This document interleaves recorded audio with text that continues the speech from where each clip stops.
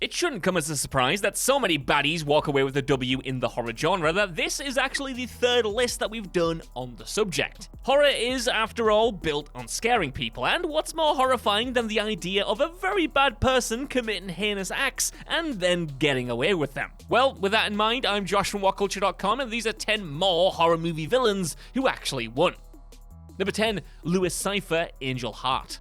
Before he was a wrestler, and definitely before he had a falling out with Marvel, Mickey Rourke was starring in this psychological horror from 1987. Here, Rourke plays Harry Angel, a private investigator hired to look into the disappearance of a singer named Johnny Favorite. Through a long, twisted, and often sickening series of events, Harry discovers that he is in fact the missing man, and that he entered into a bargain with Satan himself to gain his notoriety. Now, Angel is originally hired to track down Favorite by Louis Cypher, played by Robert De Niro, and in the film's final stages, it's revealed that Cypher is actually the devil who's come to collect Harry's soul, as promised in their deal. Which you probably should have seen coming this whole time, because I mean, look, Louis Cypher, Lucifer,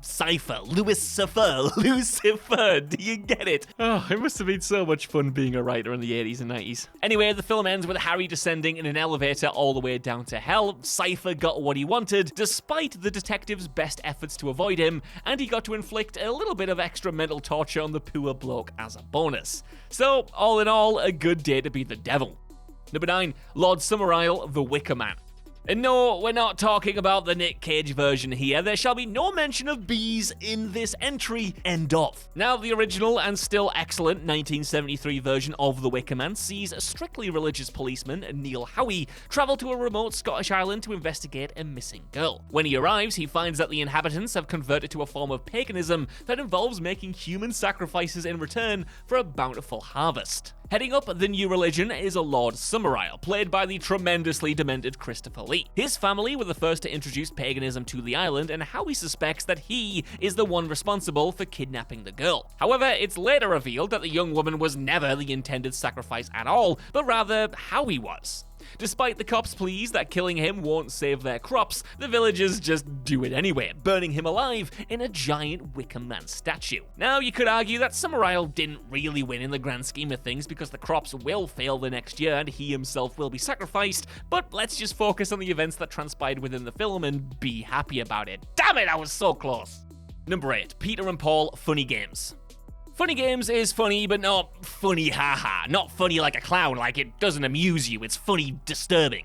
Either the 1997 Austrian original or its English language remake from 2007 will suffice when studying this dark and strange home invasion horror from the mind of director Michael Haneke. A suburban family is taken hostage by two deranged young men who force them to partake in sadistic games in exchange for their freedom. And unfortunately, the adults in the family don't adhere to all of Peter and Paul's rules, and as such, their young son is killed. Either version of the film is completely tragic as you watch the helpless parents grieve for their child. However, a measure of revenge is achieved when the mother kills Peter with a shotgun, but this is quite literally reversed when Paul grabs a TV remote and rewinds the movie itself to before Peter dies. Yeah, it's a strange film. In the end, the two sadists end up murdering both parents and starting the whole saga again with a brand new set of victims. Bleak, bizarre, and completely hopeless, you get the feeling that Haneke hasn't even heard the words happily ever after even once in his life. Number 7, The Soldiers, Chernobyl Diaries.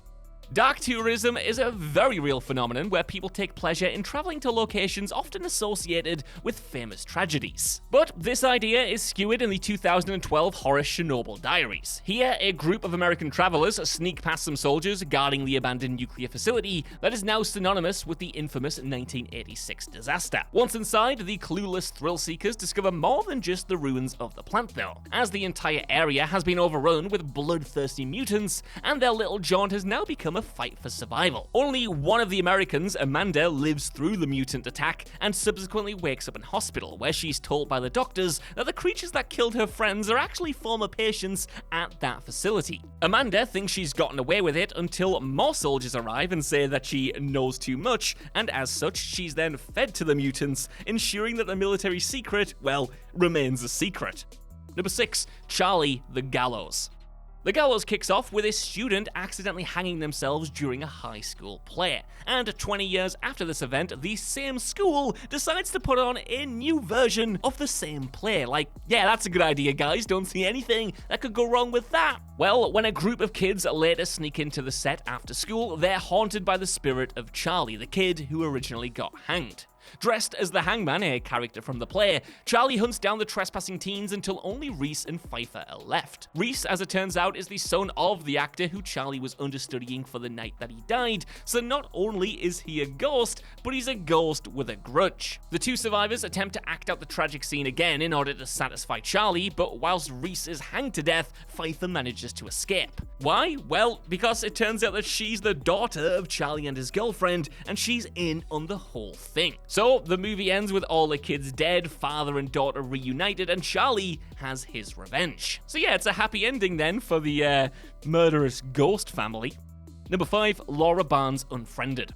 As technology rapidly began to take over our lives, the horror genre reacted accordingly, exploring the dark effects of all things social media. The first computer screen horror was 2014's Unfriended, which once again starts off with a high schooler killing themselves. This time around, the victim, Laura Barnes, was cyberbullied after an embarrassing video of her at a party got leaked to her classmates, and now her spirit is out for vengeance. So, Barnes' ghost infiltrates a Skype call between 5 people that she holds responsible for her death. After outing their own secrets, Laura then invades the homes of the teens, killing them in various horrendous ways. The last one alive is Blair, Laura's former childhood friend, who is revealed to be the one who filmed the original video, and for that she must pay the ultimate price. So, Unfriended ends with all of the teenagers dead, and Laura ends the film with her goal achieved.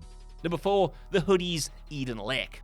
Another horror that plays on fears of the modern is Eden Lake, a 2008 film that explores the hoodie culture that was causing quite the uproar in late noughties Britain. And in hindsight, it is kinda easy to mark down Eden Lake as being a middle-class conservative nightmare writ large, with its one-note antagonists who are just a group of violent teenagers who kidnap and torture the nice couple, Steve and Jenny. Still, its uncomfy class politics aside, this is an effective horror. And after the thugs murder Steve, Jenny does the first thing anyone would think of when being accosted by youths. She goes and tells their parents. Well, not on purpose. See, Jenny, distressed and bloodied and having just killed one of the kids, accidentally arrives at the home of the gang's leader, Brett. After telling Brett's parents what had happened to her without realizing who they actually are, she thinks that she's safe. But oh boy, how wrong she is. See, it turns out that the parents are all too aware of their son and his friends' wrongdoings, and they'd rather just cover it up and pretend it never happened. So, in a harrowing final scene, they subdue Jenny, delete the evidence, and take her away to God knows what fate. Number 3, John KRAMER, Saw.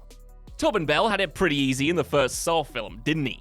He spends most of it either lying down or tucked up in bed, and he's considered one of the most iconic horror villains of all time. That's good going. Well, one of the reasons why Bell's character John KRAMER has achieved such a status is because of the genius twist ending to that original Saw. See, KRAMER, who has been lying dead on the floor of the prison room for the entire film, eventually reveals himself to not only be alive, but also to be the mastermind behind Adam and Gordon's entrapment. The Jigsaw Killer's plan worked to perfection. The police spent the entire time thinking that Zepp was the man they wanted, but in reality, KRAMER's devious plot went off without a hitch, and the film ends with him leaving Adam to die in the room alone. As warped as his motives were, KRAMER wanted Adam and Gordon to suffer, and suffer they did. Adam got trapped, Gordon lopped off his own foot, and KRAMER escapes without a single scratch on him. Sure, he might get his neck sliced open in Saw 3, but that's 2 movies away, and swings and roundabouts and all that, you know? Number 2, the cult Rosemary's Baby. Neighbours, eh? Sometimes they're Ned Flanders, sometimes they're the Satanists from Rosemary's Baby, and there's absolutely no in-between. Promise me, I've lived in flats my entire life. This classic horror from 1968 fixates on the eponymous Rosemary and her unborn child, which the elderly residents of her building want to use as part of a demonic ritual. The cult has used Rosemary as a vessel for the son of Satan himself, and when the child is born and his mother discovers his true parentage, she is horrified, but not for as long as you might expect. instinct. See, maternal instincts are a powerful thing. I mean, have you ever tried arguing with someone's mum? Just don't, it won't end well. I mean, just ask the boys from Eden Lake. Anyway, in this situation, Rosemary cannot help but care for the child that she carried for 9 months, even if it is literal hellspawn. So the film ends with the distraught mother rocking her child to sleep as the cult members watch on in glee. Regardless of if it was just her natural urges, brainwashing, or a combination of both, the fact that this child exists spells good news for the Satanists, but bad news for pretty much everyone else on planet Earth. Number 1. Death, Final Destination 3. For an all-powerful cosmic force, Death sure takes its sweet time to get a win in the Final Destination series. See, the entire premise of the movies, in which a vision leads people to survive what would have been a fatal accident, is the Grim Reaper playing catch-up.